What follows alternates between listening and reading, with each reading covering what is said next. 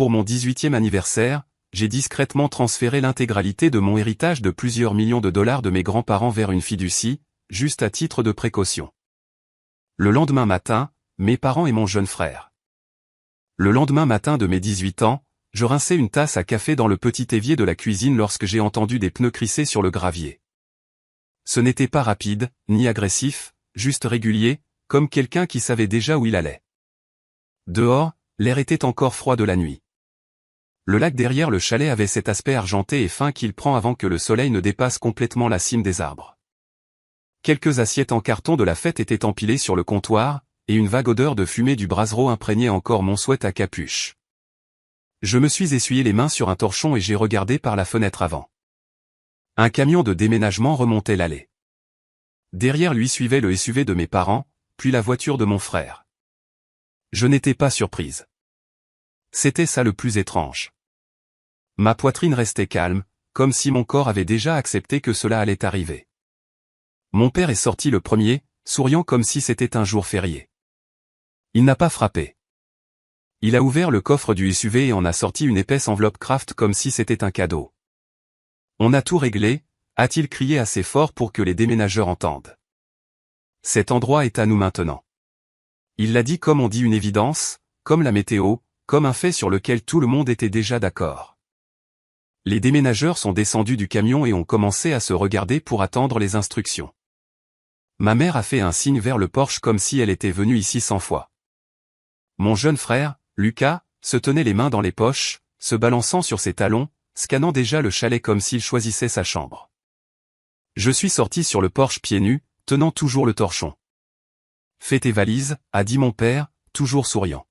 « On a besoin que tu sois parti d'ici la fin de la journée. » Je n'ai pas discuté. Je n'ai pas demandé ce qu'il voulait dire. Je l'ai juste regardé pointer la porte d'entrée puis le camion de déménagement comme s'il dirigeait la circulation.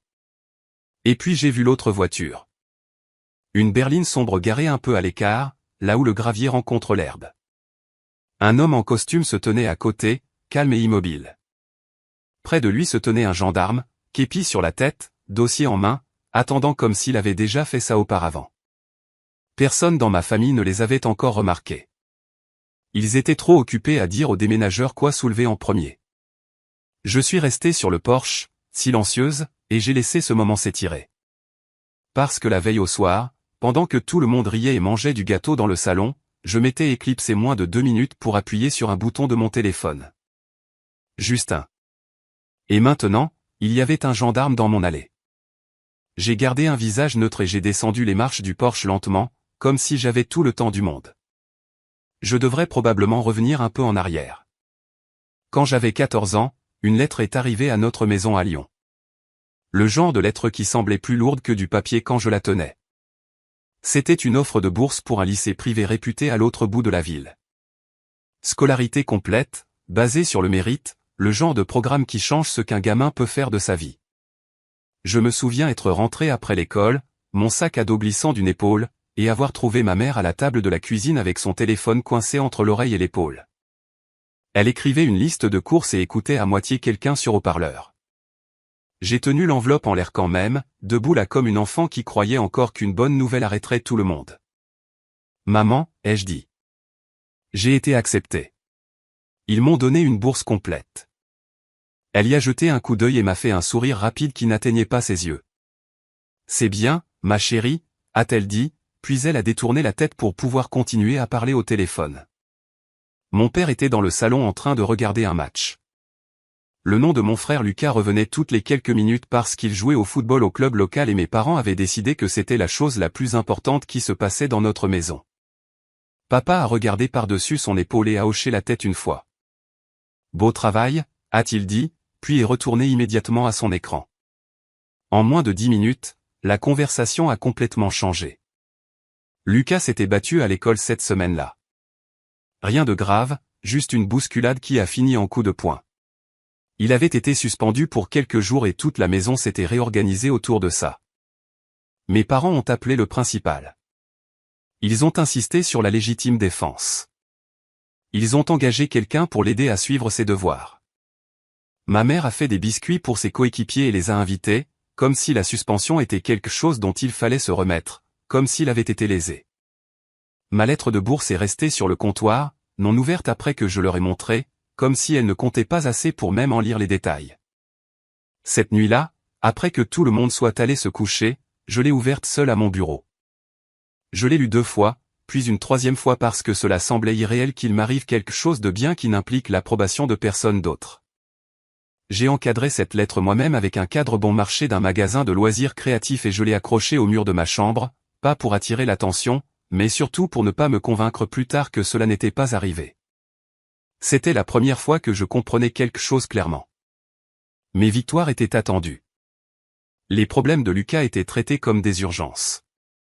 La 2e fois que ça m'a frappé, c'était l'année suivante. Lucas avait 15 ans et avait un de ces vélos hors de prix que mes parents lui avaient acheté après une bonne saison. Il roulait dans le quartier avec des amis, frimant un peu, et il a accroché la voiture garée d'un voisin, rayant le côté, bosselant la portière. Assez de dégâts pour qu'une vraie réparation coûte quelques milliers d'euros. J'ai vu cela se produire depuis le jardin de devant. J'ai entendu le métal grincer. J'ai vu son visage pâlir pendant une demi-seconde, puis je l'ai vu se reprendre parce qu'il savait ce qui allait suivre. Mes parents sont venus, se sont excusés et ont fait un chèque sur le champ. Et puis plus tard cette semaine-là, ils l'ont emmené dans un magasin de vélos et lui en ont pris un meilleur. Ils ont dit que c'était une leçon sur la responsabilité. Mais quand j'étais plus jeune et que j'avais renversé un vieux bol en céramique que ma mère gardait de son enfance, j'avais été privé de sortie pendant des semaines.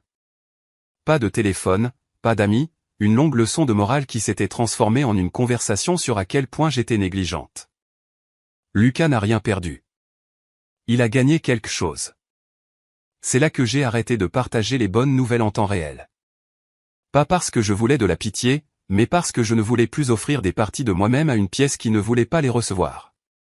J'ai appris à être silencieuse, à gérer mes propres sentiments, à planifier dans ma tête sans demander la permission.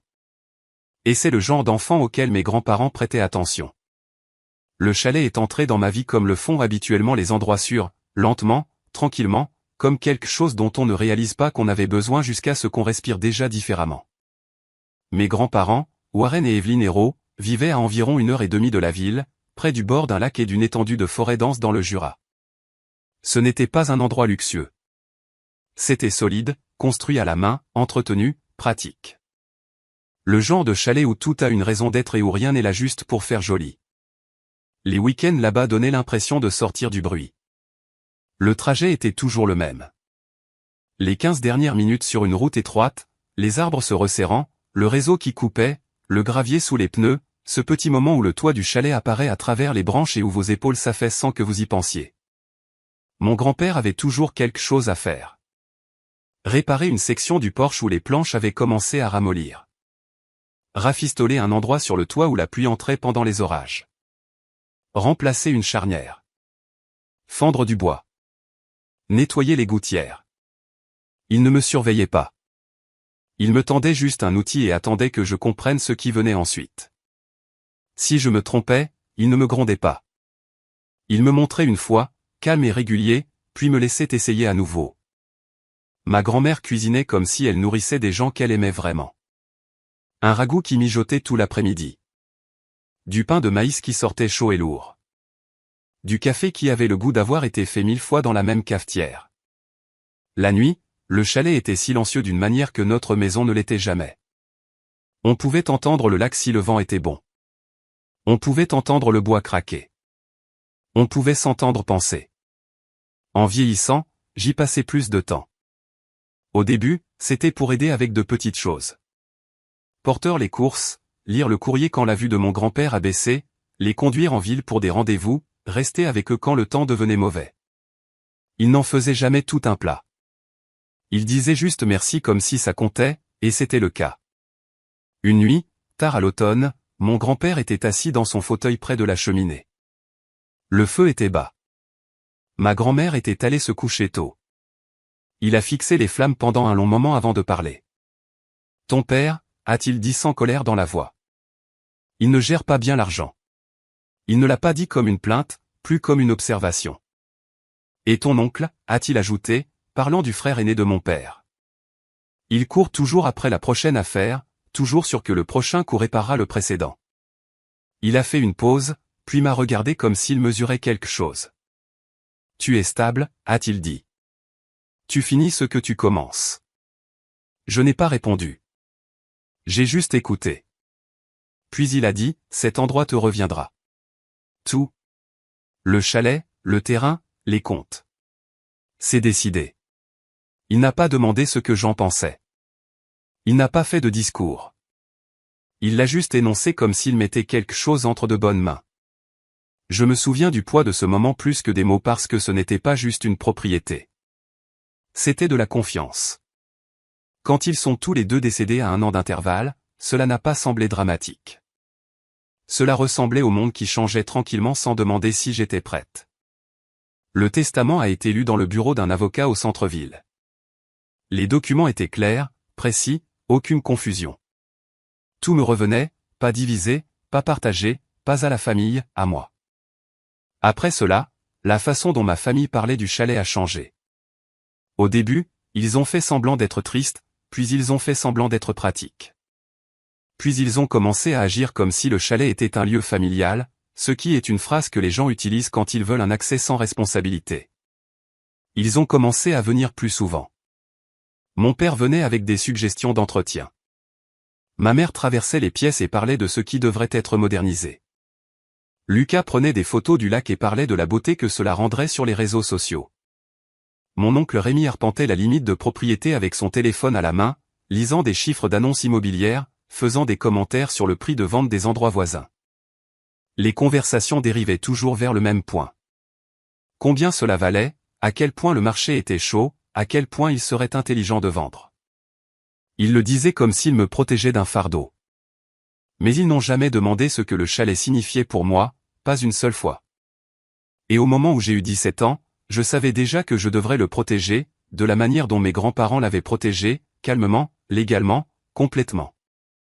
L'avocat en qui mes grands-parents avaient confiance s'appelait Maître Daniel Mercier. Son bureau sentait le papier et le vieux café, et tout sur son bureau était empilé soigneusement, comme s'il ne croyait pas au chaos. Quelques semaines avant mon 18e anniversaire, je me suis assise en face de lui et j'ai écouté pendant qu'il m'expliquait à nouveau le plan. Une fiducie familiale irrévocable, ou une structure équivalente de gestion de patrimoine. L'acte du chalet transféré dedans, le terrain inclus, les comptes injectés dedans. Moi comme seul fiduciaire, c'était propre. C'était autorisé.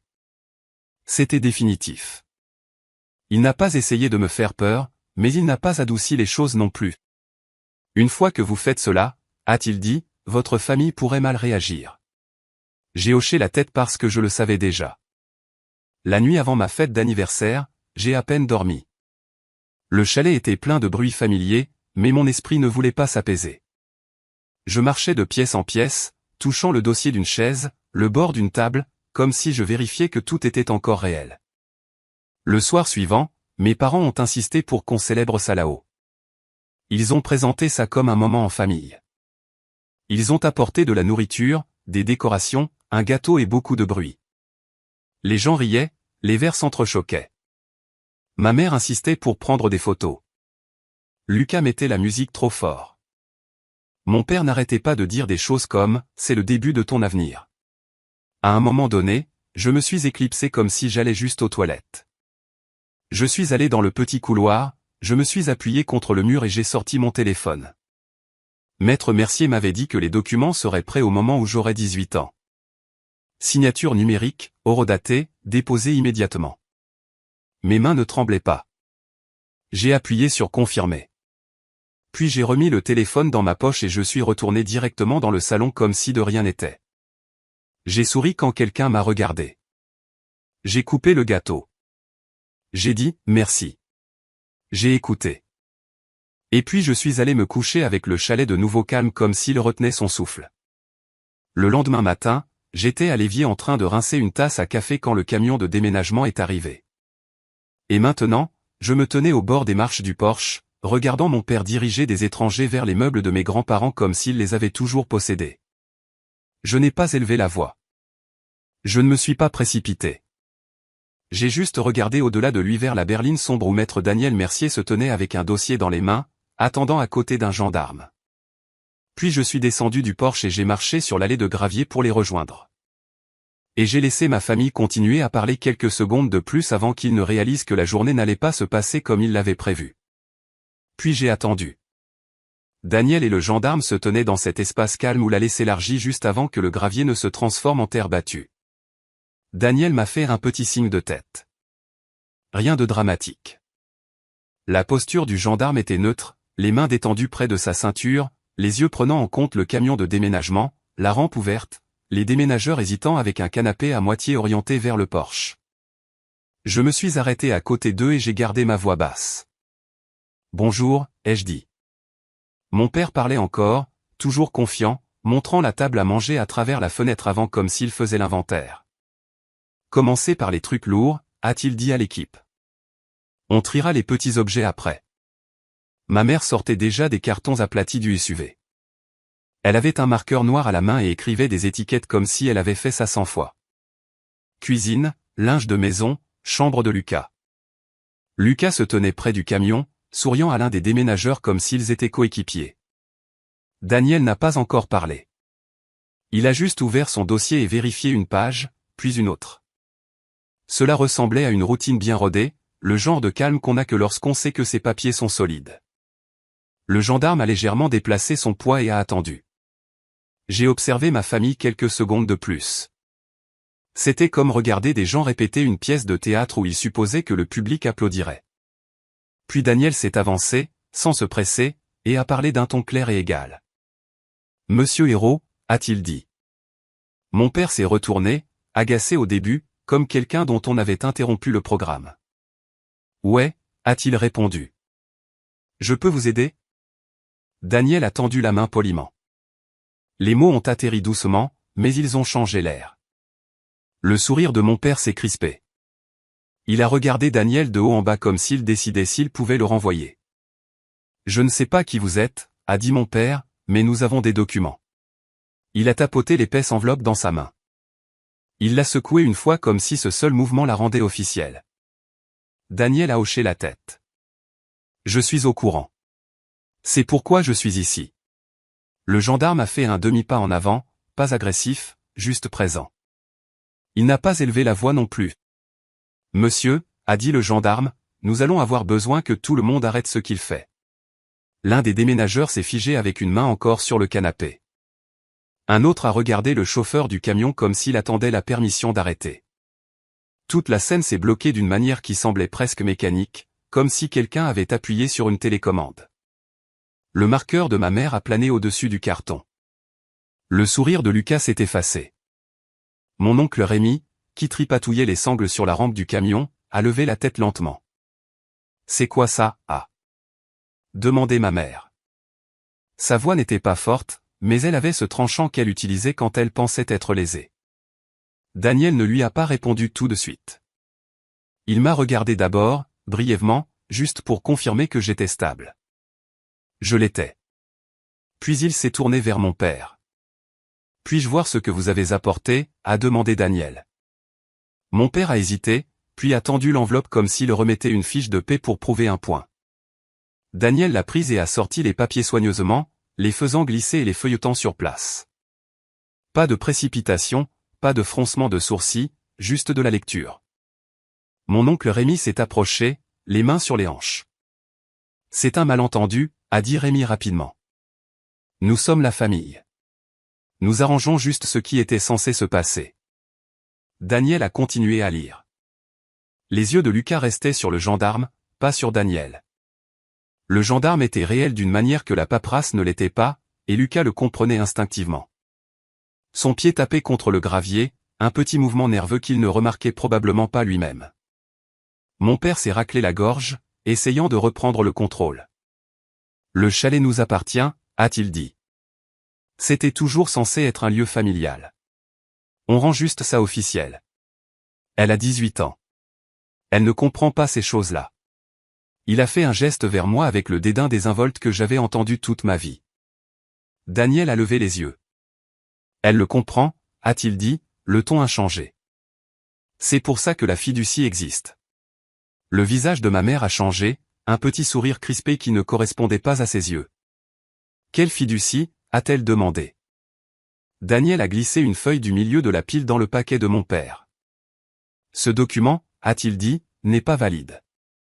Il l'a tenu de manière à ce que mon père puisse voir clairement. Mon père s'est penché, plissant les yeux comme s'il pouvait changer les mots en les fixant assez fort. Daniel est passé à la page suivante. Celle-ci n'est pas valide non plus. Il en a tourné une autre. Et celle-ci contient un tampon de notaire non autorisé. La mâchoire de Rémi s'est serrée. Il a fait ce truc où il rit une fois brièvement comme s'il était sur le point de balayer l'argument. Allez, a dit Rémi. On a utilisé un service de notaire en ligne. Ça se fait maintenant. Daniel a hoché la tête comme s'il avait entendu exactement cette phrase auparavant. L'identifiant du notaire indiqué ici ne correspond à aucun office actif enregistré, a dit Daniel. Et les signatures attribuées au propriétaire original ne sont pas cohérentes avec les signatures vérifiées dans nos dossiers. Le visage de mon père s'est un peu vidé de son sang. Pas encore de panique. Plutôt comme le moment avant la panique quand votre corps n'a pas encore compris que vous êtes coincé. Ma mère a tendu la main vers le bras de mon père légèrement comme pour le stabiliser. Lucas a parlé avant que quiconque ne puisse l'arrêter. C'est vrai, a-t-il dit trop vite. Je l'ai vu. J'ai signé aussi. Papa a dit que c'était bon. À la seconde où ces mots sont sortis, il a semblé regretter de ne pas pouvoir les ravaler. La tête de Rémi a claqué vers lui. Lucas, a dit Rémi sèchement, un avertissement dans le ton. Les épaules de Lucas se sont soulevées et sont retombées dans un petit haussement. Il n'essayait pas d'être courageux. Il essayait d'être précis parce que la précision semblait plus sûre que de deviner. Les yeux de Daniel se sont déplacés vers Lucas pendant une demi-seconde, puis sont revenus vers mon père. Qui a déposé ces documents, a demandé Daniel. Mon père a ouvert la bouche, l'a fermée, puis a essayé à nouveau. Nous l'avons fait, a-t-il dit. En tant que famille, a coupé Rémi. C'était juste des formulaires, a-t-il dit. Rien de criminel. Les gens font ça tout le temps. Le gendarme a finalement parlé à nouveau. Même volume régulier. Tenter de transférer une propriété sans le consentement du propriétaire légal peut être criminel, monsieur, a-t-il dit, surtout lorsque les instruments sont frauduleux. La main de ma mère est allée à sa bouche comme si elle était surprise par sa propre situation. C'est ridicule, a-t-elle dit. Nous ne sommes pas des criminels. Nous sommes ses parents. Daniel n'a pas discuté. Il a sorti un autre jeu de papier de son dossier, impeccable, imprimé, soigneusement attaché ensemble. Il a tendu la première page à mon père d'abord, puis une à ma mère, puis une à Rémi. Ceci est le résumé de la fiducie, a-t-il dit. Exécuté légalement, horodaté, enregistré. Le chalet, le terrain et les comptes associés sont détenus par une fiducie irrévocable.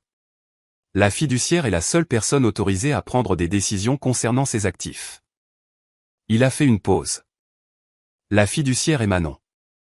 C'était la première fois que ma mère me regardait directement ce matin-là, pas comme un parent, mais comme quelqu'un mesurant ce qu'il pouvait encore obtenir. Les mains de mon père tremblaient légèrement en lisant.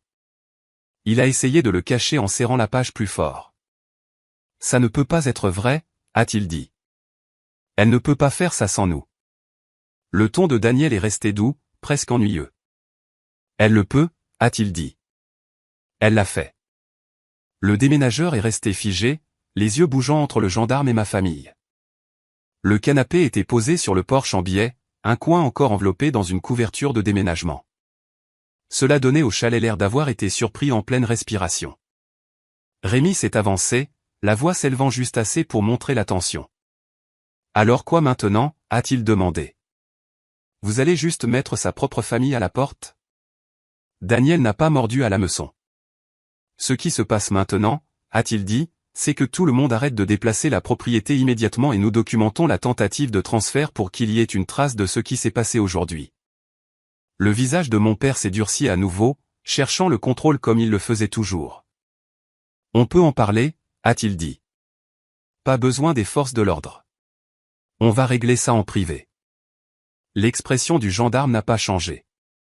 Ce n'est plus une situation privée. Il a dit, vous avez amené une équipe de déménagement sur la propriété de quelqu'un d'autre et leur avez ordonné d'enlever des objets. C'est pour ça que je suis là. La voix de ma mère est devenue fluette. Tu les as appelés, m'a-t-elle demandé. Je n'ai pas répondu tout de suite. J'ai regardé le lac derrière le chalet juste une seconde. La surface était calme. L'air sentait le pain et l'échappement du camion de déménagement. Puis je l'ai regardé. Je n'ai appelé personne ce matin, ai-je dit calmement. J'ai prévu le coup à l'avance. C'était la première fois que mon père avait l'air vraiment effrayé. Pas de perdre le chalet, mais de perdre le récit. Rémi a essayé à nouveau, plus doucement cette fois, comme s'il changeait de tactique. Manon, a-t-il dit, tu es extrême. C'est la famille. On essaie de t'aider à gérer quelque chose que tu ne comprends pas. J'ai hoché la tête une fois, pas pour approuver, juste pour reconnaître qu'il parlait. Puis j'ai dit, je le comprends. Le gendarme s'est raclé la gorge. Mademoiselle, m'a-t-il dit, voulez-vous qu'on les expulse s'ils ne partent pas volontairement? Ma mère a tressailli au mot comme s'il l'avait frappé physiquement. Expulsé, a-t-elle répété. Du chalet de sa propre famille. Je n'ai pas répondu à ça non plus. Je n'en avais pas besoin. Daniel s'est légèrement avancé vers moi, toujours silencieux. Il y a une autre pièce que vous devriez connaître, a-t-il dit à mon père en tapotant le bord de son dossier. Il ne s'agit pas seulement d'arrêter le déménagement d'aujourd'hui. Mon père l'a fixé. Daniel a sorti un deuxième document séparé du résumé de la fiducie. Il avait un en-tête en gras et un sceau du tribunal imprimé en haut. Il ne l'a pas agité. Il ne l'a pas dramatisé. Il l'a simplement tenu comme un fait. Ceci, a dit Daniel, est une notification préparée pour dépôt si nécessaire. Elle souligne la tentative de transfert frauduleux et demande des mesures de protection immédiates. La bouche de Rémi s'est ouverte, puis fermée. Il a reculé d'un pas. Lucas s'est affaissé sur un carton scotché près de la rampe du camion, les coudes sur les genoux, fixant le gravier comme s'il pouvait lui dire quoi faire. La voix de mon père est devenue toute petite sans qu'il le veuille. « Pourquoi ferais-tu ça ?» m'a-t-il demandé. « Après tout ce qu'on a fait pour toi. » Je n'ai pas discuté. Je n'ai pas listé d'exemples. Je n'ai pas défendu mon enfance dans l'allée. J'ai juste dit, parce que je sais comment ça se passe. Puis j'ai regardé Daniel. « Dites-moi ce qui se passe ensuite, » ai-je dit. Daniel a hoché la tête une fois. « Étape par étape, » a-t-il dit, et il a ouvert son dossier plus grand. Et c'est là que j'ai laissé la matinée ralentir, parce que les quelques minutes suivantes allaient décider de comment le reste de tout ça allait fonctionner. J'ai mis mon téléphone face contre terre dans ma poche et j'ai écouté. Daniel n'a pas bougé rapidement. Il n'en avait pas besoin.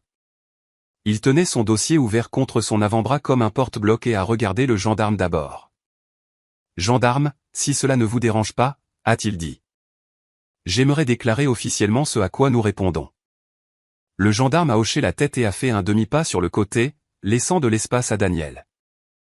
Daniel a élevé la voix juste assez pour que tout le monde entende, y compris les déménageurs.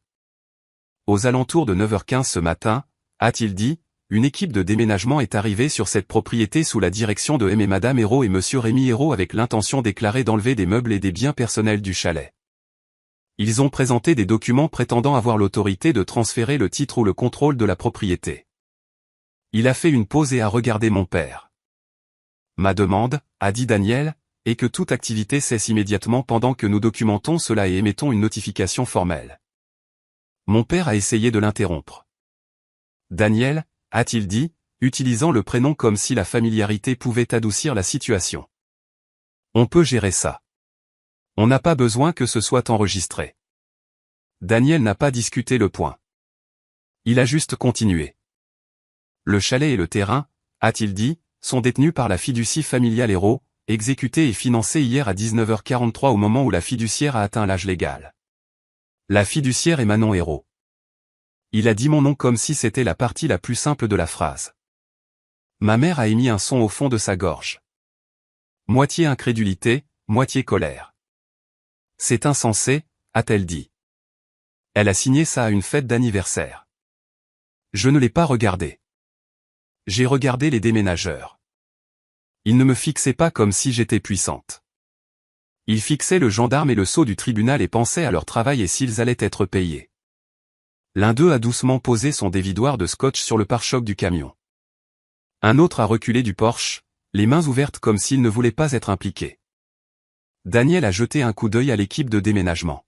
« Messieurs, a-t-il dit. Vous n'avez pas d'ennui, mais j'ai besoin que vous arrêtiez de déplacer des objets jusqu'à ce que le gendarme vous autorise à partir. » Le chauffeur a hoché la tête rapidement. « Oui, monsieur, a-t-il dit. » C'était le premier basculement. Pas émotionnel, pratique. Tout s'est mis en pause parce qu'une tierce partie avait parlé. Mon père l'a remarqué aussi. Ses yeux se sont plissés alors qu'il regardait l'équipe se désengager de ses instructions. Il détestait perdre le contrôle devant des étrangers. Il s'est retourné vers moi. « Tu as appelé un avocat et un gendarme pour nous, a-t-il dit. » J'ai gardé ma voix égale. « J'ai appelé un avocat il y a des semaines, ai-je dit. Je n'ai appelé personne ce matin. » Ma mère s'est avancée, le marqueur toujours à la main comme un accessoire qu'elle avait oublié de poser. « C'est un malentendu, a-t-elle dit, et son ton a changé pour cette voix plus douce et persuasive qu'elle utilisait avec les professeurs et les voisins. Nous n'essayons pas de prendre quoi que ce soit. Nous essayons de nous assurer qu'elle est protégée. » Daniel a répondu avant moi. « Elle est protégée, a-t-il dit. C'est littéralement ce que fait cette fiducie. » Rémi a ricané. « Et quoi, a-t-il dit. Elle va juste vivre là-haut toute seule, une gamine avec des taxes foncières et des réparations et tout ça. Elle a besoin de nous impliquer. » Daniel a hoché la tête comme s'il avait déjà entendu l'argument aussi. « C'est une conversation familiale, a-t-il dit. Ce n'est pas une conversation juridique. » Puis il s'est tourné vers le gendarme. « Gendarme, voulez-vous voir les documents de la fiducie et les confirmations d'enregistrement ?» a demandé Daniel. Le gendarme a tendu la main. Daniel a passé un paquet imprimé attaché avec une page de garde. J'ai vu l'horodatage imprimé dans le coin et un numéro de référence en dessous. Daniel avait aussi apporté une feuille séparée, une confirmation du portail d'enregistrement départemental. Une petite chose, mais ça comptait. Le gendarme a baissé les yeux et a lu lentement, puis a levé les yeux vers moi. « Mademoiselle Hérault, a-t-il dit. Vous êtes l'actuel fiduciaire autorisé et le contrôleur légal de cette propriété. » Oui, ai-je dit. Il a hoché la tête une fois et a regardé mon père. « Monsieur, a-t-il dit, à ce stade, vous n'avez pas l'autorité pour ordonner l'enlèvement de quoi que ce soit du chalet. » La mâchoire de mon père s'est serrée. « Nous sommes ses parents, a-t-il répété comme si c'était une clé qui devrait ouvrir la porte. La voix du gendarme est restée plate. « Les parents ne l'emportent pas sur le droit de propriété, a-t-il dit. Pas quand le propriétaire est un adulte. » Lucas a émis un petit son depuis le carton où il était assis. Il frottait ses paumes sur son jean, ayant l'air d'essayer d'effacer ce qu'il avait fait. Mon père a regardé Lucas. « Lève-toi, a-t-il claqué, puis s'est repris et s'est adouci. Lucas, viens ici. » Lucas n'a pas bougé tout de suite. Il a jeté un coup d'œil à ma mère, puis à Rémi, puis à moi, comme s'il essayait de comprendre dans quelle version de la réalité se tenir. Daniel l'a remarqué, mais il ne s'est pas adressé directement à Lucas. Il s'est tourné vers mon père et a levé le paquet de documents que mon père avait essayé d'utiliser. « Parlons de ceci, » a dit Daniel. Il a pointé une section. « Cette ligne de signature, » a-t-il dit, prétend être la signature de Warren Hérault. Ce n'est pas le cas. Rémi a ouvert la bouche, mais Daniel a continué sans élever la voix. « Le tampon du notaire, » a-t-il dit, indique un numéro de commission qui n'existe pas. Le nom du service référencé ici n'est pas enregistré dans l'annuaire national des notaires. Ma mère a cligné des yeux forts. « Nous n'avons rien falsifié, » a-t-elle dit rapidement. « Nous avons utilisé un notaire en ligne. Rémi s'en est occupé. Il a dit que c'était légal. » Rémi s'est raidi. « Je n'ai rien falsifié, » a-t-il dit défensivement. « J'ai suivi les instructions. C'était un site web. » Daniel a hoché la tête. « Je suis sûr que vous avez fait ce que vous croyez être la voie la plus facile, » a-t-il dit. « Le problème est que la voie que vous avez prise n'est pas valide, et elle bascule dans l'exposition criminelle quand elle est utilisée pour tenter un transfert que vous n'êtes pas autorisé à faire. » Le visage de mon père a rougi. « Criminel, » a-t-il répété, comme si le mot l'offensait plus que l'acte lui-même. Le gendarme a parlé à nouveau, toujours calme. « La fraude au titre de propriété est une accusation réelle, » a-t-il dit. Et amener une équipe de déménagement pour enlever des biens d'un endroit que vous ne contrôlez pas peut créer des problèmes supplémentaires. La main de ma mère est allée à sa gorge. C'est humiliant, a-t-elle dit plus bas. Et puis elle m'a regardé comme si j'avais arrangé ça purement pour la punir devant des étrangers. Je n'ai pas répondu à ça. J'ai regardé Daniel sortir un petit carnet fin de la poche intérieure de sa veste et écrire quelque chose. Pas dramatique, juste de la documentation. Déclaration, qui a dit quoi? Puis il s'est tourné vers moi. Manon, a-t-il dit. Je veux garder sa propre. Si tu veux qu'il quitte la propriété aujourd'hui, on le fait de la manière la plus simple. J'ai hoché la tête. C'est quoi la manière la plus simple, ai-je demandé. La voix de Daniel est restée stable. Étape 1, a-t-il dit, le gendarme donne une instruction claire de partir et de ne rien emporter. Étape 2, nous fournissons une notification écrite indiquant que tout retour sans permission constitue une violation de domicile. Étape 3, nous documentons ce qui s'est déjà passé, y compris les tentatives de documents de transfert, pour qu'il y ait une trace s'ils font escalader les choses plus tard. Il a dit ça comme une liste de contrôle, pas comme une vengeance. J'ai regardé ma famille pendant qu'il parlait. Mon père fixait le résumé de la fiducie, les yeux bougeant vite, essayant de trouver une faille. Ma mère continuait d'avaler sa salive, clignant des yeux comme si elle essayait de ne pas pleurer. Mais l'émotion n'était pas le chagrin. C'était le choc de perdre le contrôle. Les mains de Rémi étaient serrées sur ses côtés. Il ressemblait à quelqu'un dont le plan s'était effondré et qui cherchait un moyen de blâmer quelqu'un d'autre pour ça. Lucas était toujours sur le carton. Il n'avait pas l'air en colère. Il avait l'air petit. Mon père m'a regardé. Tu as planifié ça, a-t-il dit. Tu nous as piégés. J'ai gardé ma voix égale. Je l'ai protégé, ai-je dit. C'est tout. Ma mère a essayé un autre angle, plus doux encore. Manon, a-t-elle dit, chérie, parle-nous juste. On peut arranger ça. Tu n'as pas besoin d'une fiducie. On peut tous être sur l'acte ensemble. C'est juste. Le regard de Daniel s'est déplacé vers elle, puis est revenu vers moi, attendant de voir si je voulais parler. Je ne voulais pas. Pas encore. Parce que la vérité était que je leur avais déjà parlé pendant des années de 100 petites manières. Ça n'avait jamais rien changé.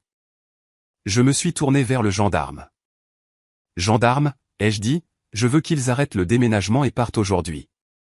Pas d'argument, pas de marchandage. Le gendarme a hoché la tête une fois. Il a fait face à mon père, parlant clairement. Monsieur, a-t-il dit, vous devez donner l'ordre à votre équipe de déménagement d'arrêter et de commencer à remballer. Vous et votre famille devez quitter la propriété. Si vous refusez, vous pourriez être cité pour violation de domicile. Mon père a levé les mains légèrement, paume vers l'extérieur, comme s'il calmait une situation qu'il pensait encore pouvoir gérer. D'accord, a-t-il dit. D'accord, on va partir, mais ce n'est pas fini. Daniel a écrit à nouveau dans son carnet. Les yeux de ma mère se sont écarquillés. N'écrivez pas ça, lui a-t-elle dit paniquée. Il ne le pensait pas comme ça. Daniel n'a pas levé les yeux. J'écris ce qui a été dit, a-t-il répondu. Rémi s'est rapproché de mon père, baissant la voix, mais j'ai quand même entendu la dureté. Dis-leur juste d'arrêter, a sifflé Rémi. On réglera ça plus tard. Lucas s'est finalement levé. Il m'a regardé une seconde comme s'il voulait parler, puis a détourné le regard.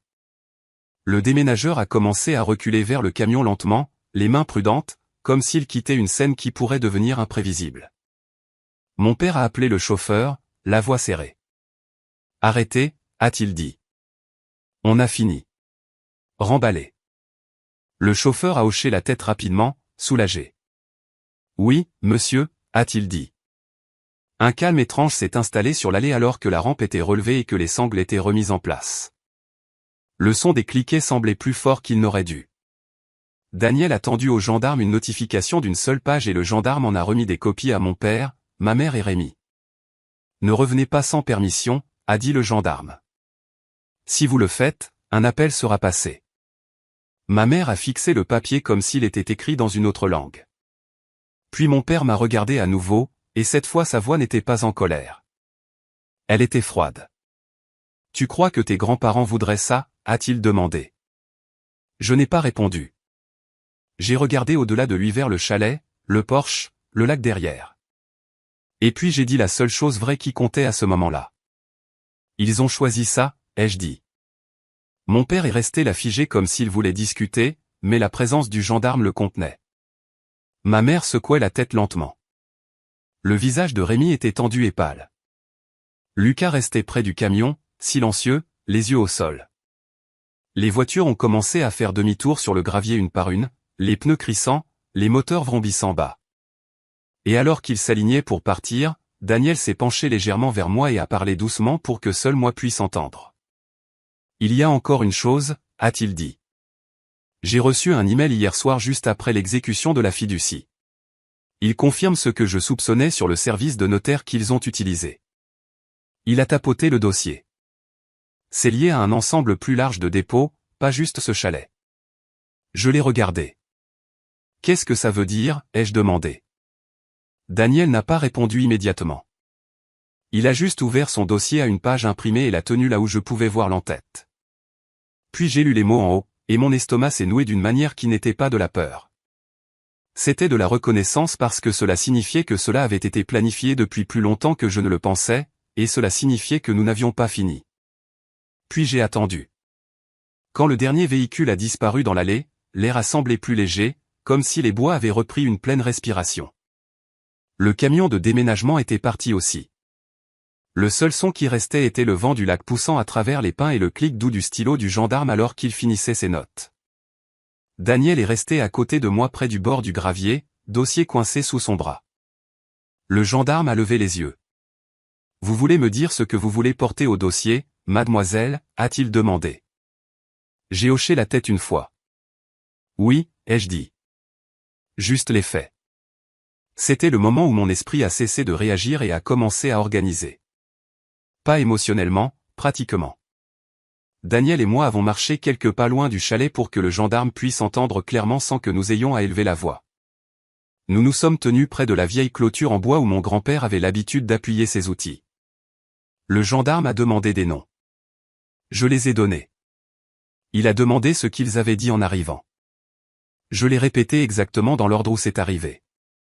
Il a demandé s'ils avaient la permission d'enlever des biens. J'ai dit non. Il a demandé s'ils avaient présenté des documents. J'ai dit oui. Il a demandé si des objets avaient été enlevés. J'ai dit non. Et j'ai pointé vers le porche où le canapé était toujours posé en biais, à moitié emballé, intact. Il a hoché la tête et l'a noté. Pas de drame, juste un enregistrement. Quand il a fini, il m'a tendu une carte avec un numéro de dossier écrit dans le coin. S'ils reviennent, a-t-il dit, appelez le numéro ici. N'engagez pas la conversation. Je ne le ferai pas, ai-je dit. Il a légèrement incliné son képi vers Daniel. Maître, a-t-il dit, puis il est retourné à son véhicule. Alors que sa voiture s'éloignait dans l'allée, Daniel n'a pas bougé tout de suite. Il a attendu que le son ait disparu.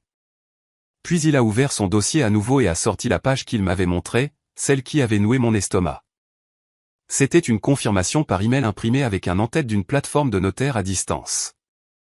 Rien d'élaboré, juste assez de structure pour paraître officiel. Daniel a pointé une ligne près du milieu. C'est le journal IP, a-t-il dit doucement. Et c'est l'empreinte de l'appareil. Ça lit la tentative de notarisation au même ordinateur portable qui a déposé les formulaires de transfert. Je l'ai fixé une seconde. Donc, c'est traçable, ai-je dit. Oui, a-t-il répondu. Très. Il a tourné la page suivante. Une capture d'écran d'une file d'attente de dépôt. Il y a eu plusieurs soumissions, a-t-il dit. Pas juste un paquet. Ils ont essayé différentes versions, différentes dates, différents noms. C'est pourquoi j'ai dit que ce n'est pas seulement à propos du chalet. J'ai gardé ma voix stable. Qu'est-ce qu'ils ont essayé de déposer d'autre, ai-je demandé. Daniel n'a pas deviné. Il n'a pas spéculé. Il a tapoté la page. Deux choses qui comptent, a-t-il dit. Premièrement, un instrument de type privilège qui obscurcirait le titre de propriété. Deuxièmement, une revendication d'intérêt partagé comme un accord antidaté. Les deux ont été rejetés, mais les tentatives existent. J'ai senti une clarté froide s'installer. Ils ne se contentaient pas de se présenter avec un camion de déménagement. Ils essayaient de construire une trace écrite qui me ferait me battre pendant des années. J'ai regardé vers le chalet. Les fenêtres reflétaient les arbres et le ciel comme si rien au monde n'avait changé. Puis j'ai regardé Daniel. D'accord, ai-je dit. Qu'est-ce qu'on fait maintenant? Il a soutenu mon regard et a hoché la tête comme s'il avait attendu cette question exacte. C'est le changement stratégique, a-t-il dit. Pas émotionnel, procédural. Il a fait une pause, puis a parlé lentement, rendant les choses faciles à suivre. Étape 1, a-t-il dit. On verrouille l'accès. Nouvelle serrure aujourd'hui. Code de portail si tu le veux. Pas de double de clé qui traîne. J'ai hoché la tête. Je m'occupe de ça, ai-je dit. Étape 2, a-t-il continué.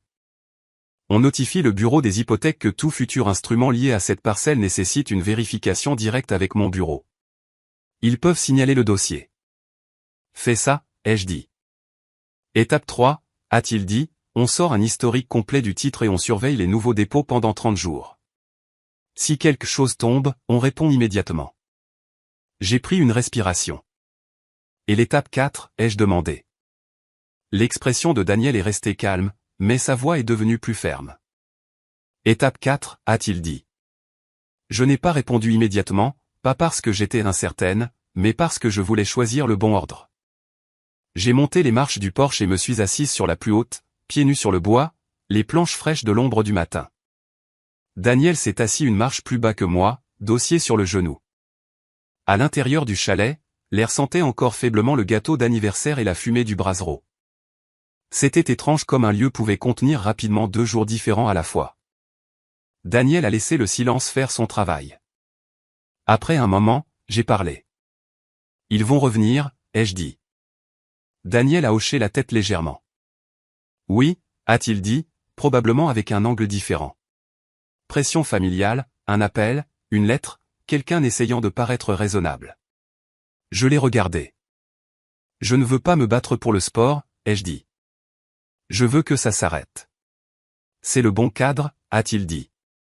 Arrêter le comportement, pas punir les sentiments.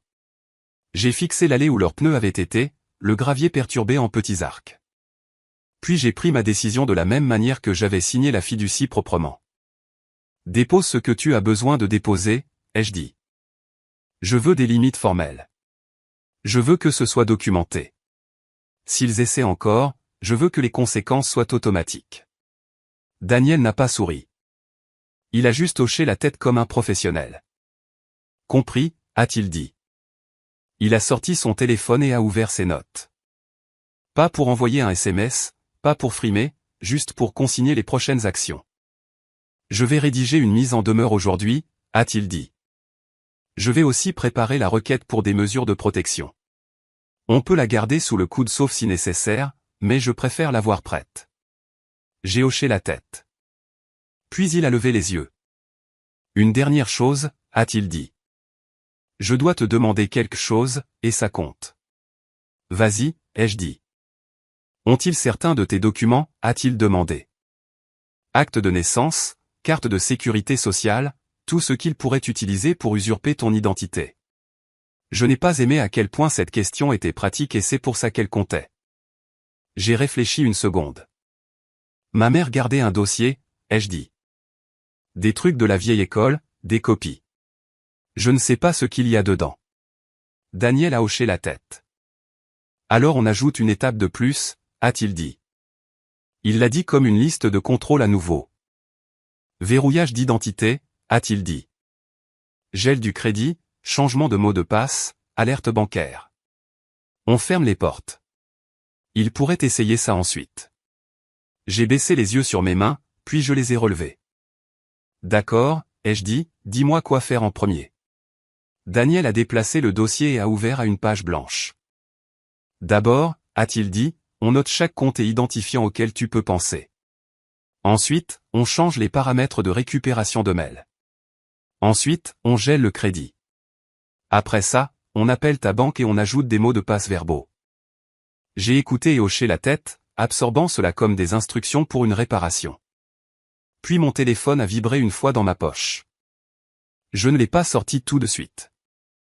Une deuxième vibration a suivi, puis une troisième rapprochée. Daniel a jeté un coup d'œil vers moi, puis ailleurs, me laissant de l'espace. J'ai sorti le téléphone et regardé l'écran. C'était ma mère. 3 appels manqués. Puis un SMS est apparu en dessous, court et sec. On doit parler. Appelle-moi maintenant. J'ai fixé l'écran un moment, puis j'ai posé le téléphone face contre terre sur la marche du porche à côté de moi. Daniel m'observait tranquillement. Je ne me sentais pas en colère. Je me sentais organisé parce que maintenant je savais ce qui allait suivre et je savais exactement comment j'allais le gérer. Puis je me suis levé, je suis entré dans le chalet et j'ai tendu la main vers le vieux téléphone fixe monté sur le mur de la cuisine. Il n'avait pas sonné depuis des années, mais j'avais le sentiment qu'il était sur le point de le faire. Puis j'ai attendu. Le téléphone fixe a sonné environ 10 minutes plus tard. Ce n'était pas fort, juste une sonnerie aiguë et démodée qui a coupé le silence comme si elle avait attendu une raison d'exister à nouveau. Daniel a levé les yeux de la table du porche où il triait des papiers, et je suis resté dans l'embrasure de la porte de la cuisine une seconde, laissant le son se répéter. Je ne me suis pas précipité. J'ai décroché le combiné à la deuxième sonnerie. « Allô » ai-je dit. La voix de mon père est venue à travers, tendue et contrôlée, comme s'il essayait de paraître calme pour quelqu'un qui écoutait. « On ne fait pas ça par téléphone » a-t-il dit. « Tu dois descendre en ville maintenant. » J'ai gardé mon ton égal. « Je ne vais nulle part » ai-je dit. Une pause. Puis la voix de ma mère coupant rapidement. « Manon, s'il te plaît » a-t-elle dit, et elle avait l'air de déjà pleurer. Mais je connaissais cette voix. C'était sa voix publique, celle qu'elle utilisait quand elle voulait être vue comme la personne raisonnable. « C'est un malentendu. Tu nous as embarrassés. Tu as fait peur à Lucas. Tu avais un gendarme ici comme si on était des criminels. » Je ne l'ai pas corrigé. Je ne me suis pas défendu. J'ai juste dit, vous avez amené un camion de déménagement. Mon père est revenu en ligne. On a amené de l'aide parce que tu ne comprends pas ce qu'il faut pour entretenir un endroit comme ça. Il a dit, on faisait ce qui était le mieux pour la famille. J'ai laissé le mot planer. Famille, ai-je répété doucement. Pas sarcastique, juste factuel. Puis j'ai dit, Daniel est ici. Si vous voulez discuter de quoi que ce soit de juridique, vous pouvez lui parler. Mon père a expiré brusquement. Je ne parle pas à ton avocat, a-t-il claqué. Je parle à ma fille. Je n'ai pas élevé la voix. Tu parles à ta fille, ai-je dit. Et je te dis comment ça fonctionne. Il y a eu une longue pause. Je pouvais entendre quelqu'un en arrière-plan, peut-être Rémi, parlant bas. Ma mère a dit quelque chose d'étouffé, comme si elle pressait mon père d'arrêter. Puis le ton de mon père a changé pour quelque chose de plus froid. As-tu une idée de ce à quoi ça ressemble, a-t-il demandé. Tes grands-parents sont partis. Cette propriété aurait dû rester dans la famille. Les gens vont parler. Tu nous as fait passer pour des voleurs. J'ai gardé ma voix plate. Vous êtes arrivés pour prendre des meubles, ai-je dit. C'est ce qui s'est passé. La voix de ma mère est revenue plus douce, suppliante. Chérie, on allait t'aider, a-t-elle dit. On allait gérer ça jusqu'à ce que tu sois plus âgé. Tu as 18 ans. Tu ne connais rien aux impôts ou aux assurances ou comment gérer une propriété. Tu vas la perdre de toute façon si tu ne nous laisses pas intervenir. J'ai écouté. Je n'ai pas interrompu. Le silence est utile quand quelqu'un essaie de construire une histoire. Quand elle a fini, j'ai dit, je vous entends. Puis j'ai ajouté, la fiducie est en place. Cette décision est définitive.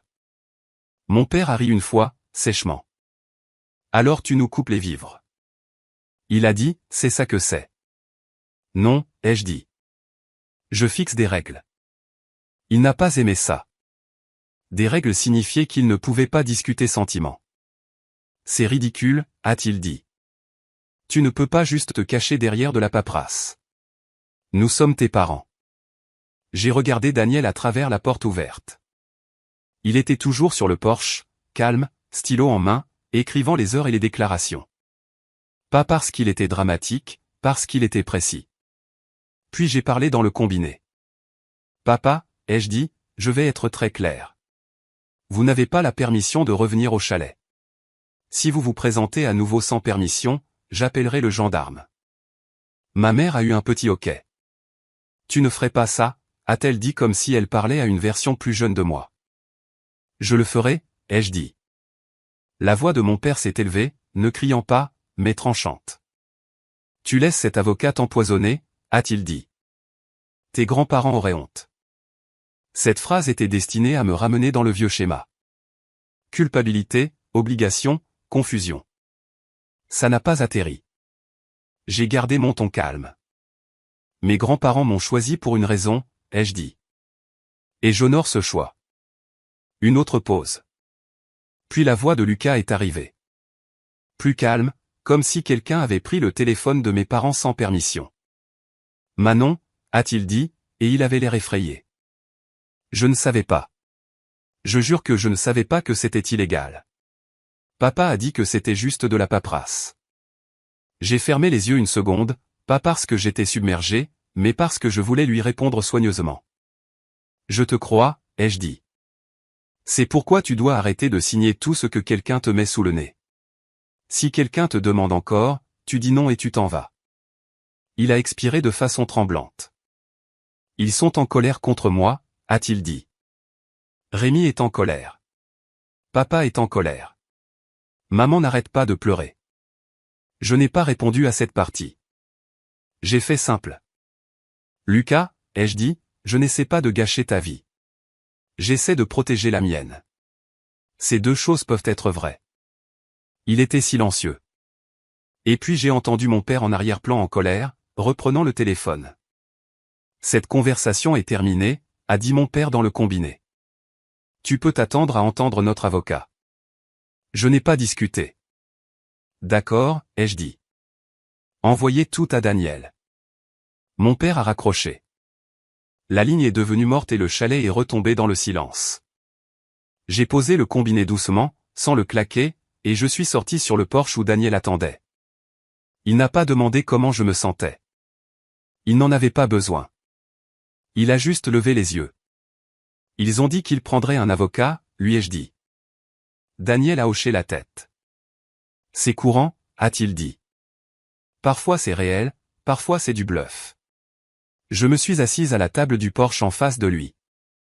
Le bois semblait rugueux sous le bout de mes doigts. L'air sentait le pain et l'eau froide du lac. De quoi as-tu besoin de moi, ai-je demandé. Daniel a fait glisser un bloc-notes jaune vers moi. Je veux que tu écrives quelque chose, a-t-il dit. Pas des émotions, des faits. Il a tapoté le haut de la page avec son stylo. Date des visites, a-t-il dit. Ce qu'ils ont dit sur la vente, tout SMS sur le partage ou la division des profits, toute mention de paperasse avant aujourd'hui, tout ce que tu as sauvegardé. J'ai hoché la tête et j'ai commencé à écrire. Pas vite, juste régulièrement. Pendant que j'écrivais, mon téléphone a vibré à nouveau sur la table. Cette fois, ce n'était pas ma mère. C'était un numéro que je ne reconnaissais pas. Une icône de messagerie vocale est apparue juste après, puis un deuxième appel manqué. Daniel a regardé l'écran une fois, puis moi. Ne réponds pas aux numéros inconnus aujourd'hui, a-t-il dit doucement. Laisse aller sur la messagerie. J'ai laissé sonner. Quand ça s'est arrêté, un SMS est arrivé du même numéro. Ici Maître Champ. Veuillez m'appeler concernant la situation de la propriété de votre famille. Daniel a tendu la main vers le téléphone, sans me le prendre, se penchant juste assez pour lire. Son expression n'a pas changé, mais sa voix est devenue légèrement plus concentrée. Bien, a-t-il dit. Maintenant nous avons un canal clair. Il a sorti son propre téléphone et a pris une photo du SMS pour ses dossiers. Puis il m'a regardé. C'est le cadre contrôlé, a-t-il dit. On ne débat pas. On définit la réalité. On répond par écrit. J'ai hoché la tête. Comment veux-tu gérer ça, ai-je demandé. Daniel a ouvert son dossier et a sorti un projet de lettre déjà préparé avec mon nom en haut et le nom de la fiducie en dessous. On envoie une réponse formelle, a-t-il dit. On expose la chronologie. On inclut le numéro de dossier du gendarme. On joint le résumé de la fiducie. On leur demande de cesser tout contact direct avec toi et de tout faire passer par moi. Je l'ai regardé placer les pages sur la table en une pile soignée. Puis il a ajouté presque nonchalamment. Et on demande la préservation des preuves. J'ai levé les yeux. Quelles preuves, ai-je demandé. Daniel a croisé mon regard. L'appareil utilisé pour les tentatives de notarisation, a-t-il dit. Les emails, les comptes en ligne, les brouillons, tout ce qu'ils suppriment après aujourd'hui peut être interprété de la mauvaise manière pour eux. Il a fait une pause, puis a parlé du même ton calme. Ce n'est pas une question de vengeance, a-t-il dit. C'est pour rendre plus difficile pour eux de réécrire ce qui s'est passé. J'ai hoché la tête une fois. Fais-le, ai-je dit. Daniel a commencé à écrire des notes en haut du brouillon, propre et serré. Dehors, le vent du lac a tourné et le carillon du porche a fait un doux bruit métallique. Le chalet semblait être lui-même à nouveau. Pour la première fois ce jour-là, j'ai senti mes épaules retomber. Pas parce que tout était fini, mais parce que tout était enfin structuré. Et la structure était quelque chose avec lequel je pouvais travailler. Puis l'application email de Daniel a sonné sur son téléphone. Il a baissé les yeux et pour la première fois ce matin-là, ses sourcils se sont légèrement levés. Ils ont fait vite, a-t-il dit. Il a tourné l'écran vers moi. C'était une pièce jointe de Maître Champ, une lettre de mise en demeure, et en bas il y avait une ligne qui a attiré mon attention immédiatement. Elle prétendait que mes grands-parents avaient signé une entente familiale il y a des années, promettant que le chalet serait partagé. Daniel n'a pas réagi émotionnellement. Il m'a juste regardé. Sais-tu quelque chose à ce sujet, a-t-il demandé. J'ai fixé l'écran, puis j'ai secoué la tête une fois. Non, ai-je dit. Mais je sais exactement où ils auraient eu cette idée. Je me suis levé et j'ai marché à l'intérieur du chalet, directement vers le placard du couloir où ma grand-mère gardait de vieux dossiers et enveloppes dans un coffre en métal. Je ne l'avais pas ouvert depuis les funérailles. Je me suis agenouillé sur le sol, j'ai sorti le coffre et j'ai posé ma main sur le loquet. Puis j'ai regardé par-dessus mon épaule vers Daniel. Reste ici, ai-je dit. Je vais te montrer quelque chose. Puis j'ai attendu. Le coffre était plus lourd que dans mes souvenirs. C'était le genre que ma grand-mère avait acheté il y a des décennies. En métal simple, éraflé sur les bords avec une clé simple. Elle l'utilisait pour les choses qu'elle ne voulait pas voir traîner dans la maison, pas parce qu'elle était paranoïaque, mais parce qu'elle était organisée. J'avais la clé sur un anneau dans le tiroir de la cuisine. Ma grand-mère m'avait dit une fois tranquillement où elle la gardait. Mes parents n'ont jamais remarqué. J'ai glissé la clé dans la serrure, je l'ai tournée et j'ai soulevé le couvercle. À l'intérieur se trouvaient des dossiers, chacun étiqueté de l'écriture soignée de ma grand-mère.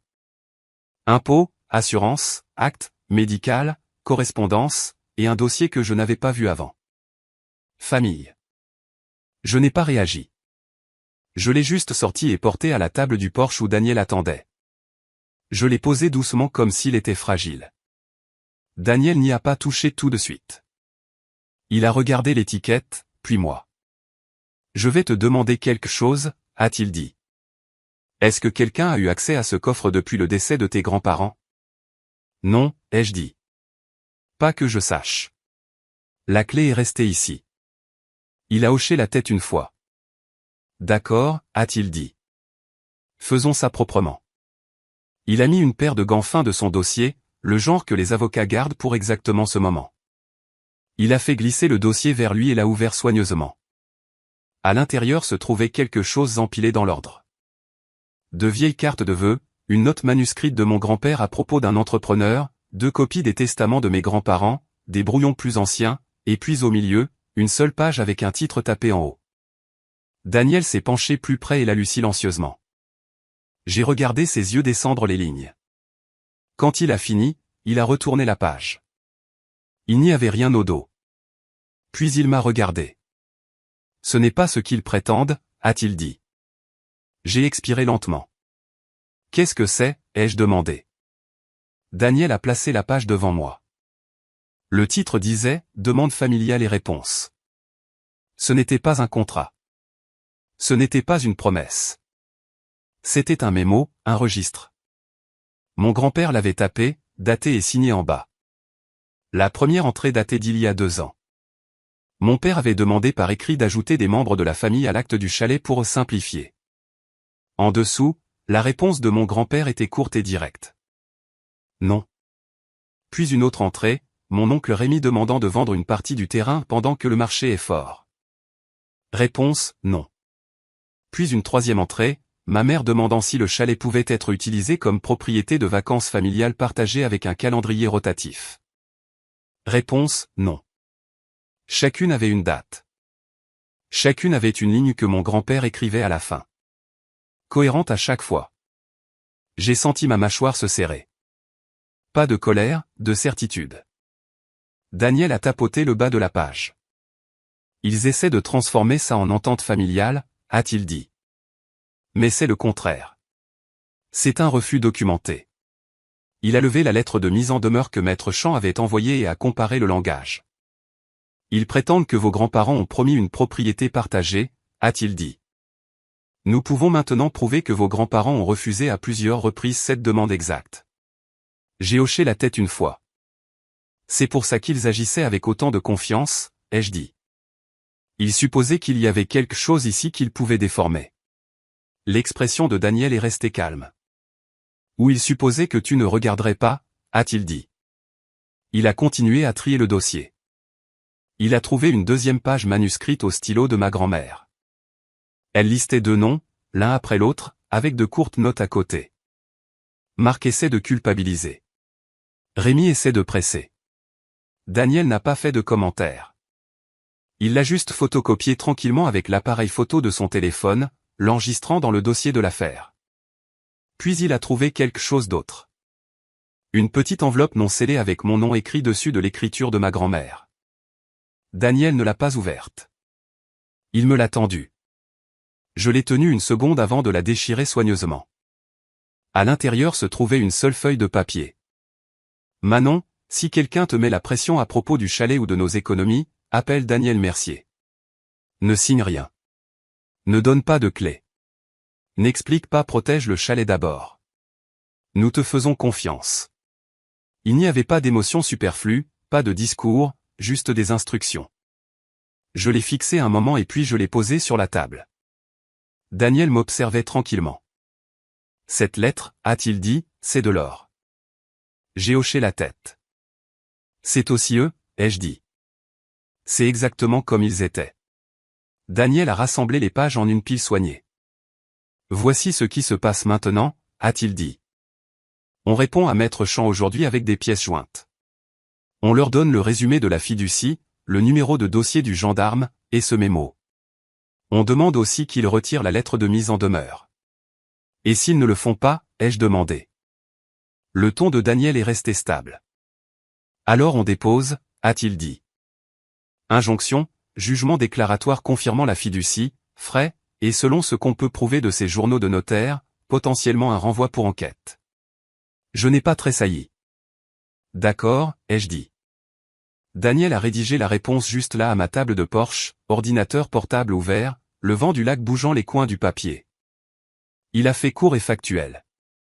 Pas d'insulte, pas d'accusation, juste de la structure. Il a inclus une chronologie. 4 février, fiducie exécutée à 19h43. 5 février, tentative d'enlèvement et présentation d'instruments frauduleux. Gendarme présent, numéro de dossier inclus. 5 février, lettre de mise en demeure reçue prétendant une entente familiale contredite par un mémo daté des défunts. Il a joint le mémo et la note de ma grand-mère. Puis il l'a envoyé. Nous n'avons pas attendu longtemps. Maître Champ a répondu en moins de 2 heures.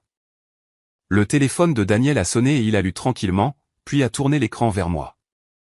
Ce n'était pas des excuses. C'était une retraite déguisée en professionnalisme. Champ a écrit que ses clients avaient peut-être été mal informés sur des accords antérieurs et qu'il retirait toute revendication de propriété partagée en attendant un examen plus approfondi. Il demandait du temps.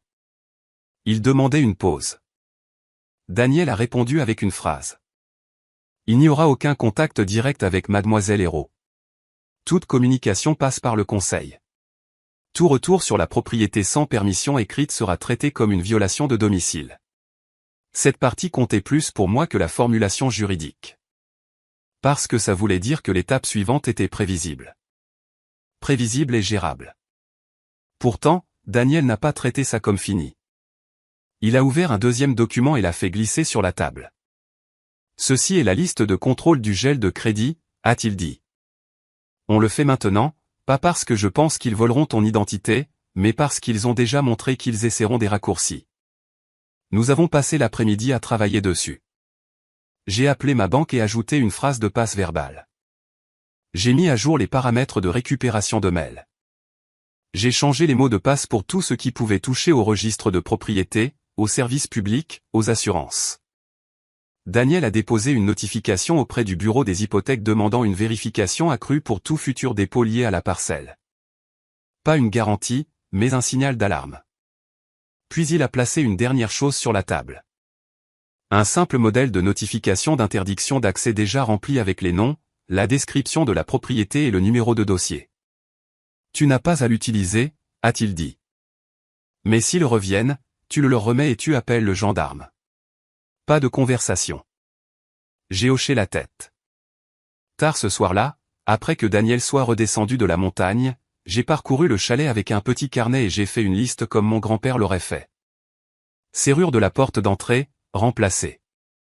Serrure de la porte arrière, remplacée. Loquet de fenêtre, vérifié. Chaîne du portail, renforcée. Caméras extérieures, installées. Je suis allé à la quincaillerie le lendemain matin en ville et j'ai acheté ce dont j'avais besoin. Pas le plus luxueux, juste fiable. À l'heure du déjeuner, les serrures étaient changées. En fin d'après-midi, 2 petites caméras étaient montées, une face à l'allée, une face au porche. Rien d'invasif, juste assez pour lever le doute plus tard. Le chalet semblait stable à nouveau, pas parce qu'il était calme, mais parce qu'il était défendu par un processus. Une semaine a passé sans contact. Puis 2. Ma mère n'a pas appelé. Mon père n'a pas envoyé de SMS. Rémi n'a rien envoyé par son avocat. Le silence n'était pas paisible au début. C'était inconnu, comme une pièce après qu'une machine bruyante s'éteigne, et vous réalisez à quel point votre corps était tendu. La 3e semaine, Daniel m'a envoyé par email une dernière mise à jour. Maître Champ a confirmé par écrit qu'il retirait toutes les réclamations. Pas d'autres dépôts, pas de litige. Daniel a également confirmé que le rapport de titre du comté était revenu vierge. Pas de privilège, pas d'ombre, pas d'instrument surprise. J'ai lu l'email 2 fois, puis je l'ai imprimé et classé dans le coffre sous correspondance, juste là où ma grand-mère l'aurait mis. Cette nuit-là, je me suis assise à la table du porche avec une tasse de thé et j'ai écouté le lac bouger dans le noir. Je ne sentais pas la victoire. Je sentais l'ordre. Je sentais l'absence de pression, ce qui est son propre genre de soulagement. Et j'ai réalisé autre chose. La fiducie ne protégeait pas seulement la propriété. Elle protégeait mon temps, mon attention, ma capacité à respirer sans attendre que quelqu'un exige un morceau de ce qui ne lui appartenait pas. Quand le vent a tourné, le carillon du porche a sonné doucement à nouveau. J'ai mis mon téléphone face contre terre et j'ai laissé le calme rester calme. Puis j'ai attendu. Le premier vrai signe que la vie s'était installée est arrivé un mardi ordinaire. Je me suis réveillé tôt, pas parce que je le devais, mais parce que le chalet était calme d'une manière qui rendait le sommeil optionnel. L'air à l'intérieur était frais et propre, le genre de fraîcheur qui vient des murs en bois retenant la nuit. J'ai fait du café, ouvert les rideaux et regardé le lac s'éclairer lentement alors que le soleil passait au-dessus des arbres.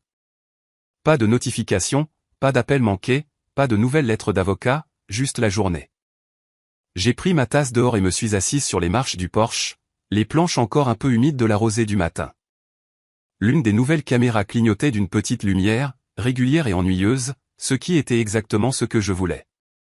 Après le café, j'ai fait quelques corvées simples comme mes grands-parents les faisaient toujours.